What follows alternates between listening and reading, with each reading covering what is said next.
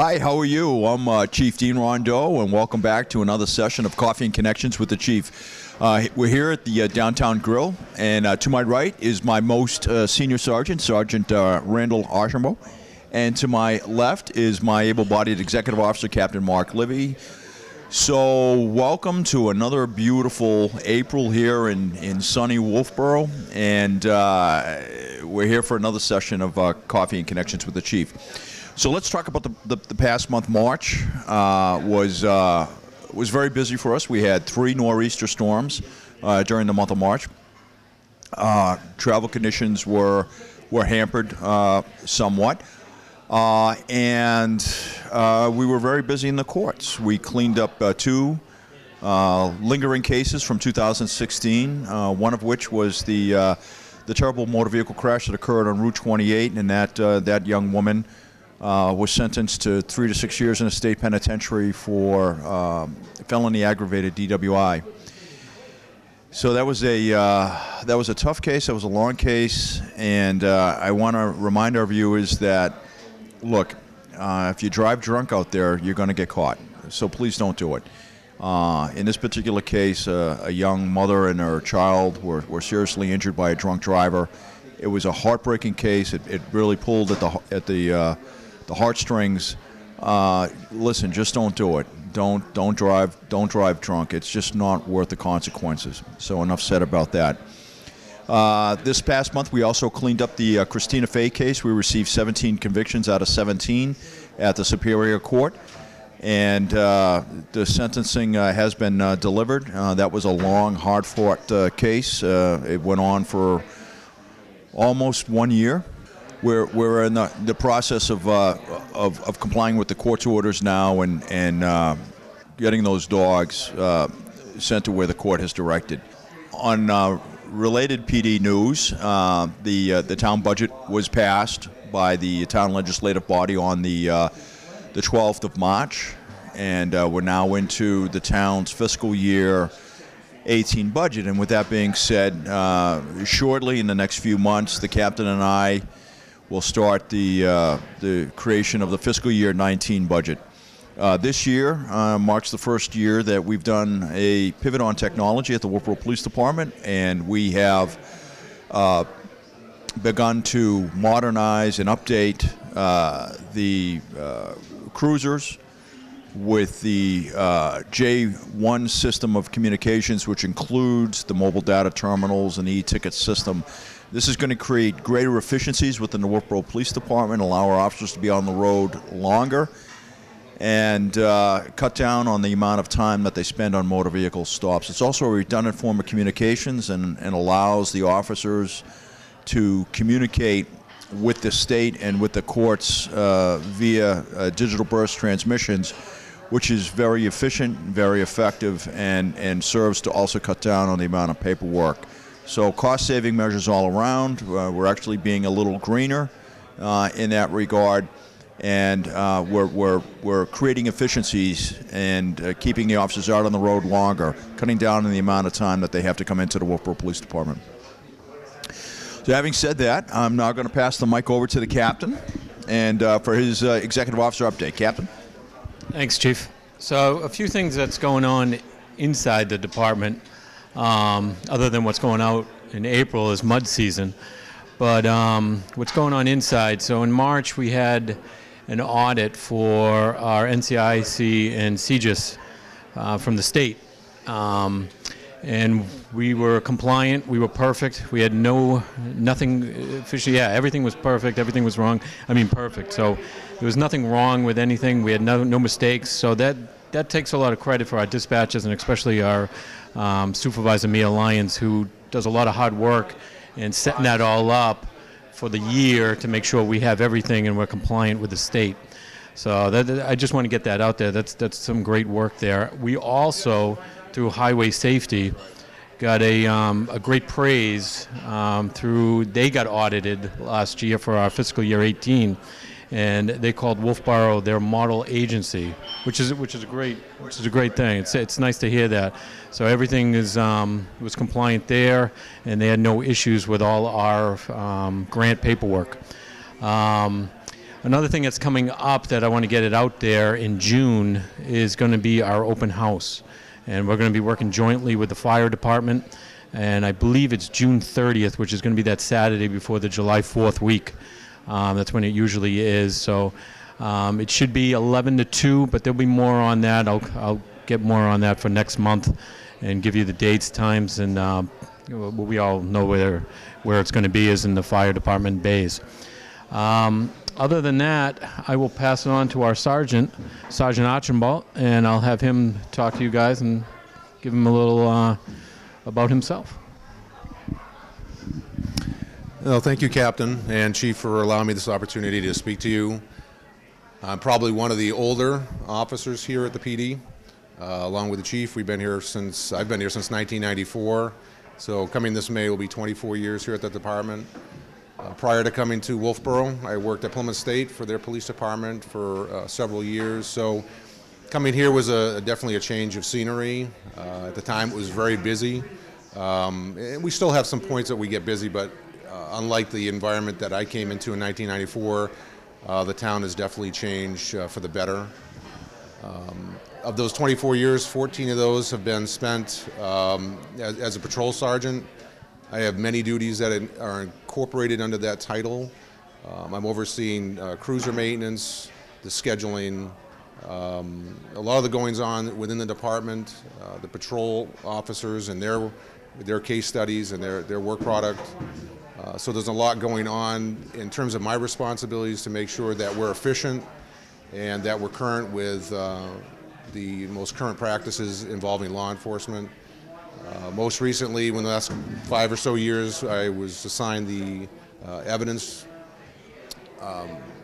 room, so that's my primary responsibility, to make sure that evidence is tagged properly and that it remains pristine for any future court-related matters.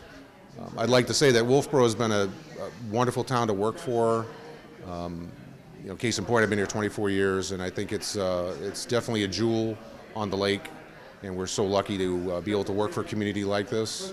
So I appreciate those who come up to me every day and wish me well in terms of my longevity here, and I continue to want to remain here as long as the town will permit me to work for them. So I do take great pleasure in working for Wolfeboro, and I hope people appreciate the work the department does and the work that I've been able to do for you during that time frame.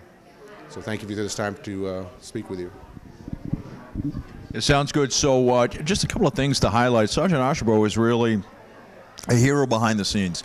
He's one of the officers, one of the most senior officers and supervisors that really keeps things moving in patrol, in dispatch, in the police department, and causes a lot of things to happen. He gets the officers out on patrol. He reviews the reports. He questions the officers about their reports and about investigative plans.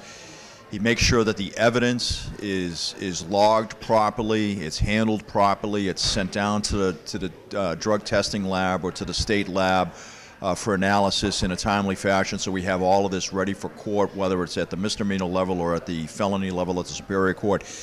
And one can sit back and say, well, it doesn't sound like a lot, but it really is, because prosecutions are the end product of a law enforcement operation.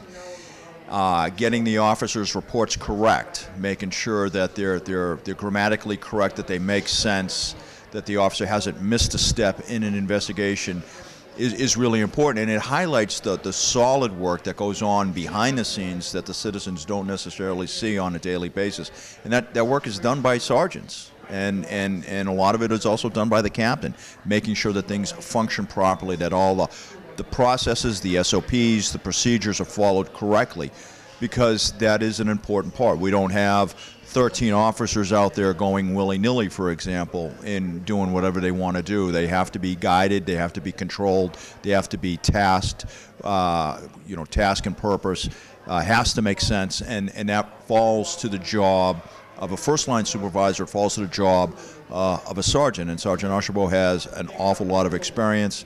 He has an awful lot of wisdom that he's built up in his 24 years, and that's why we're very appreciative to have Sergeant Auchebow on our staff, and he's been a consummate professional the entire time. I've known him since 1996. We served together in the mountain bike unit. We work together. We've made arrests together, and it's the hard work of men and women like Sergeant Auchebow that keep the police department pointed in the right direction and keep it moving forward. So having said that, and hopefully now you have a little bit better understanding of what happens behind the scenes, because there is an awful lot that goes on at the Wolfeboro Police Department behind the scenes to keep the organization running smoothly. So now you've seen a little bit about that, and by this point in time, if you've been a regular to the show, you're getting to know our officers and the functions and what they do, which is very important. Last thing I want to say is that everything that we're doing in the Wolfeboro Police Department is really driven by the tenets of community policing, solving problems at the lowest level, working with community leaders and community organizers to tackle some of these really hard problems before they become major issues. So we're always willing to work with our community and our community folks to deal with problems and to help solve problems. Actually, I got two more things to highlight as he's talking about community policing. On, Sarge, I believe it's April 5th, we're going to be jointly with the pediatrics up at Huggins at their open house on their new waiting room, and we're going to be there. Sergeant Archibald is actually going to be there doing a demonstration on helmet safety. So please join them. Join all the activities that they're going to have there. It's going to be a pretty good jointly thing with us and Huggins Hospital. We also are going to be jointly with the public library. I don't have any dates yet, but SRO Pete Llewellyn is going to be reading to the kids over there at the library. But there'll be more dates to follow, or just give the library a call, and they'll get the dates for you and the times that he'll be reading to the kids over there. That's all I got. And the last thing I want to say is I want to put a plug in for what the captain said about the open house on the 30th of June. This is really a fun time. There's going to be some K-9 demonstrations. There's going to be some fire demonstrations. Hopefully the fire department will do what they did last year with the extraction tools, and they'll do some live demonstrations. We'll have the some of the training simulators that the fire department uses, so you can see how those work. There'll be some free giveaways, and there's going to be a lot of free food, right? So bring an appetite, and we want you to come. We want you to mingle with your public safety folks, meet the folks from the public health that'll be there for the town. The animal control officer will be there. Our K-9 officer will be there. Fire rescue will be there. Some of your elected officials will be there, so come on down. This is an awesome opportunity to meet your officers, meet your firefighters, meet some of your public officials in a very informal open house setting. You can talk about whatever issues concern you, and you can express them to me or express them to the captain, or you can talk a bit with Sergeant Auchebow and some of the other members of the Wolfeboro Police Department and your elected officials. There'll be selectmen there. The new town manager should be there on scene as well. So having said that, again, it's a heartfelt invitation. Come on down. We usually have somewhere between 300 to 800 people, depending on the weather. We do this rain or shine. So come on down, have some chicken wings, have some hamburgers and free food, see some demonstrations, learn a little bit about police science, bring the children. This is a family-friendly event, and it's a good time. This will be the third year in a row that we've done this.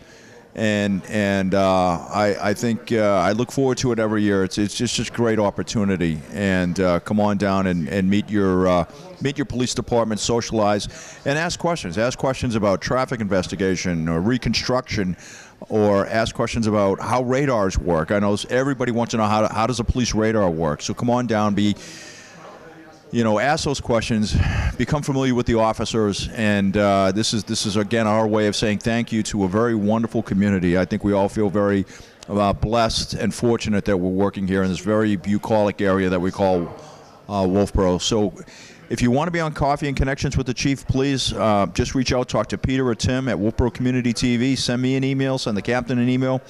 Come on down, talk to us at any point in time.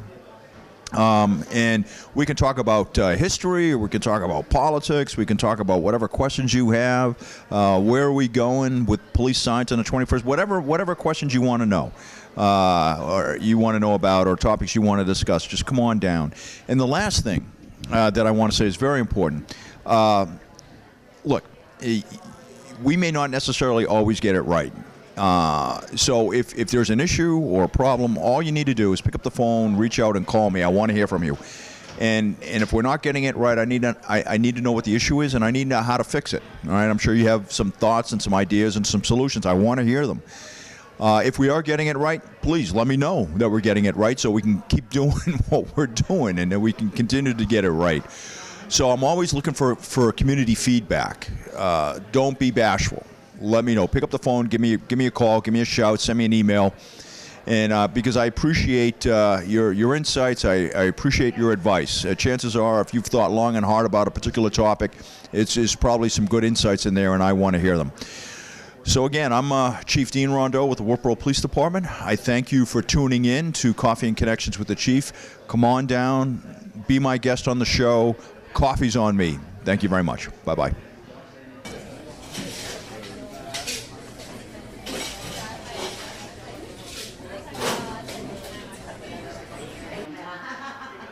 Hi, how you doing? Welcome back to Coffee and Connections with the Chief. I'm Chief Dean Rondeau. I've got two citizens here from Wolfeboro. I have Jim to my right and Betsy to my left, and they want to talk to me about a few things. I don't know what they want to talk about, so let's find out. Jim?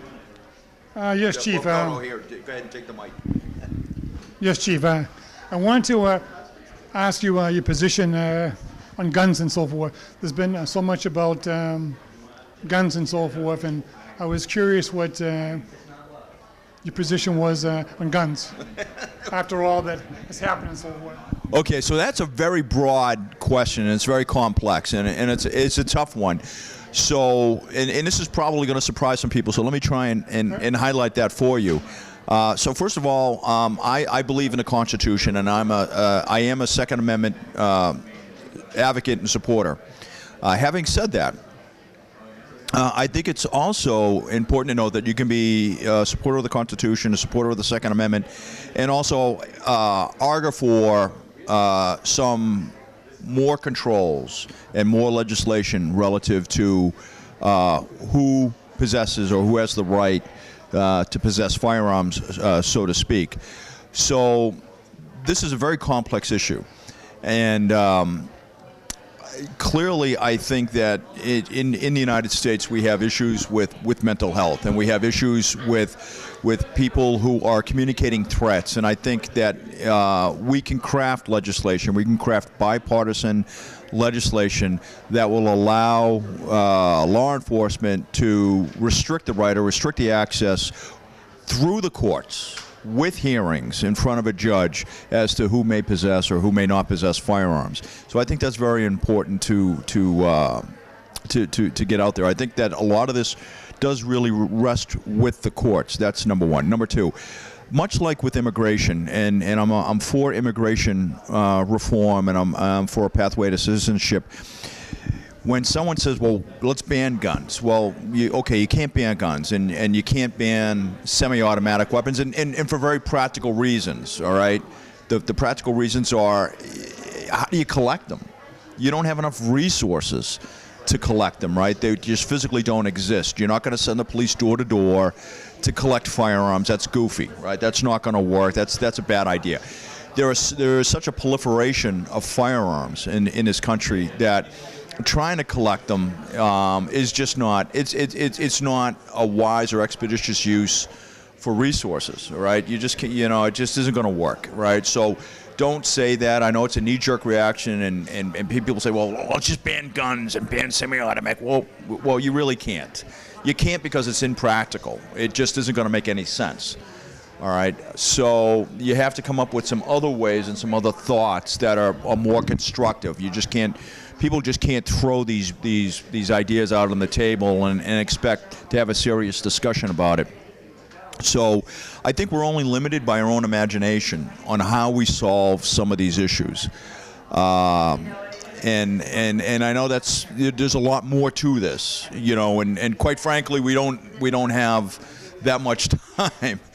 But the last thing I want to say is this. Look, the Constitution, not just in the state of New Hampshire, but in the United States, gives us rights, if you will, for lack of a better term, or perhaps it, you know, more appropriate, it said it really codifies those rights in a document which is recognized.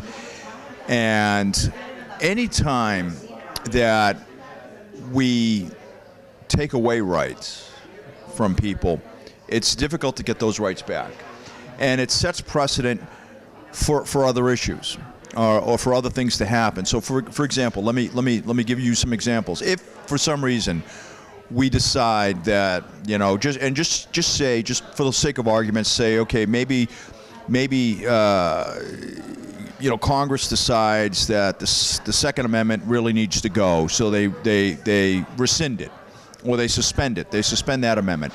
And then somehow magically this gets through the Senate, and somehow magically the president signs this into law. Okay, so now the Second Amendment has now been suspended.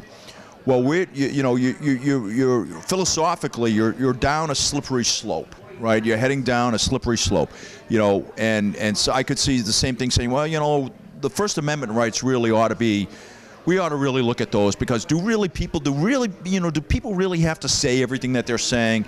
So now we decide that we're going to suspend certain aspects of First Amendment, or maybe it's the Fourth Amendment. Maybe search and seizure is really getting to be quite expensive. Or how about that habeas corpus? Oh boy, that's awfully expensive too. Maybe we should, you know, rein that in a little. So these are the things that I think are really dangerous. And I think, you know, somebody could say, oh, pshaw, that will never happen. No, I think it has happened. Take a look at what's going on in the states across this country with legislation of marijuana. Right? Don't we have a supremacy clause in the Constitution, right? Don't we have a supremacy clause that says that the federal law is supreme? And what are states like California and Oregon and Washington and Colorado? What are they doing? They're legalizing marijuana. Well, isn't marijuana illegal under federal law? Well, yes, it is. So now you've got the states saying, well, we're not going to follow the supremacy clause. We're not going to follow the Constitution. We're not going to pay attention to that because we just don't think it's important. Really? Well, how about income tax, right? Do you like paying income tax, Jim? How about you? No, right. But we know we have to, right?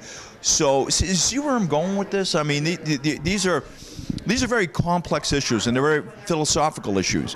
And we really have to think, before we do these knee-jerk reactions, we have to look at the second and third order effects of our decisions on future populations. And what does that really mean for us? What does it mean for our children? And I think that instead of drawing a line in the sand, that both sides, you know, on the gun control issue. And listen, let me say something. This is not, and please, people, hear me out on this one. This is not a Democrat versus Republican issue. It is not. I have many friends. I have family members who are diehard liberals, and I love them to death. And they're gun rights advocates, right? They support the Second Amendment. And I have friends of mine who are very conservative. They're diehard Republicans who want to restrict gun rights. So this is not a right versus left issue at all, and don't think it is. All right, there are people on both sides of the aisle that have differing views and opinions. So this is the first thing we need to think about. But drawing a line in the sand and saying it's my way or the highway, I don't think is good either. What we need to do is we need to reach compromise. We need to get together. We need to craft responsible legislation that does two things: that protects the rights of gun ownership for those people who are responsible, but yet restricts or prohibits gun ownership or gun possession for those people who, you know, have serious issues or who are communicating threats, who have shown over a period of time to be bad actors in some way, shape, or form.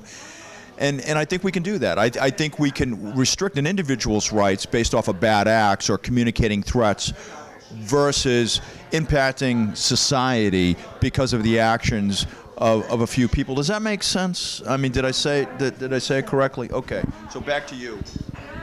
Well, you have a lot of experience, Chief Dean Rondo, and I appreciate what you said and so forth, and I just want to seek out your opinions and so forth. Many years ago, I can remember when Ronald Reagan was governor and president. A lot of things have changed since then, but I believe that he was very much for the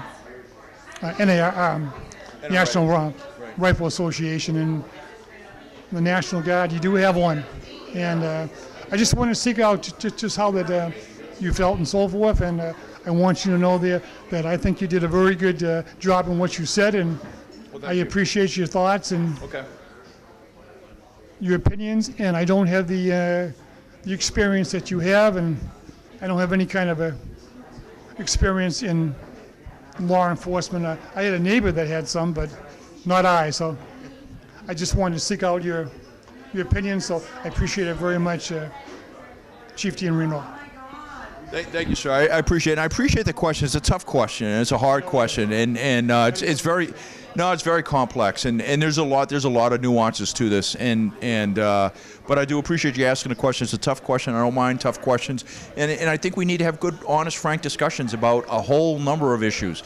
Immigration reform is another one, gun control is one, and there are real serious issues in this country that we have to have honest, frank discussions. And some people are going to be upset, and that's unfortunate. But we have to really look at the second and third order effects of what we're doing. We have to get away from making knee-jerk reactions and saying things that just are absolutely undoable or unsustainable.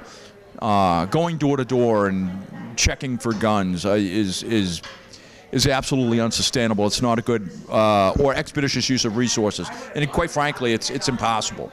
So, now, Betsy, do you have any questions for me? No, I think that was very good.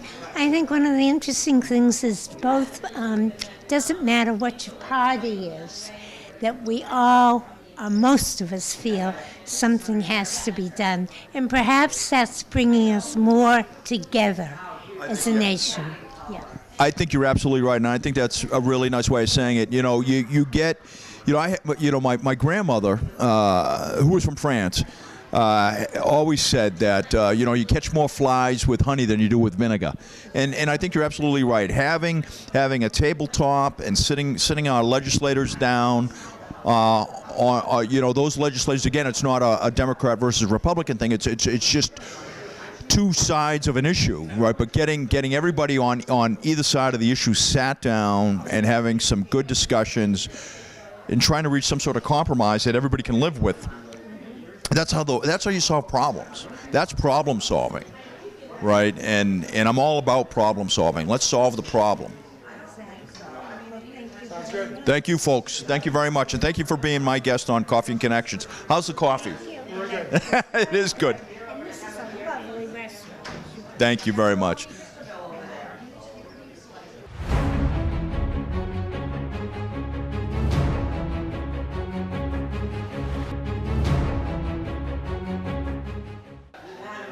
Hi, so welcome back to Coffee and Connections with the Chief. I'm Chief Dean Rondo with the Wolfeboro Police Department, and I'm here with your safety tip of the month. So April, it's going to be rainy. There's going to be a lot of mud.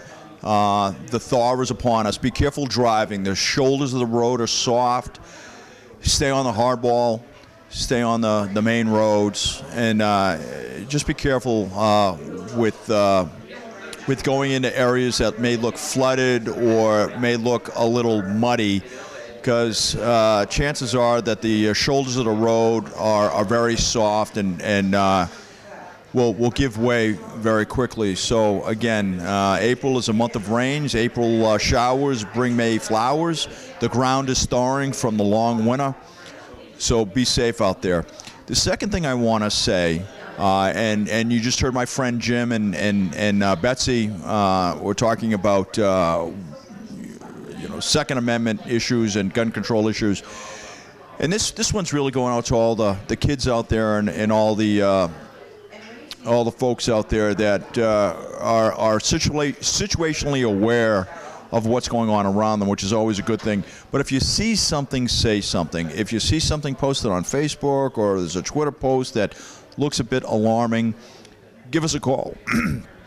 Give us a call. Let us know that you have some concerns. We'll check it out, and we'll get right on it. But if you see something, say something. I think that's really, really important. Lastly, remember, treat each other with dignity and respect. Right? I think that's very important. You don't have to like somebody. You don't have to like what they say or think that they're a good person. That's fine. But treat each other with dignity and respect. And let's see if we can't solve some of this violence problems ourselves. Instead of inspiring people to violence, let's maybe get them to talk and open up. And let's be a little bit more kinder to one another out there. I think we can solve a lot of problems at the lowest level by discourse and discussion, which is how I know I want to solve these problems. But if you see something, say something, and the police department will get involved. So thank you very much for your time. I do truly appreciate you tuning in to Coffee and Connections with the Chief. And again, if you want to be on our show, just contact Peter or Tim at Wolfeboro Community TV, or send myself or Captain Mark Livy, my executive officer, an email and let us know you want to be on the show. And again, as always, coffee's on me. Thank you very much and have a great day. Bye-bye.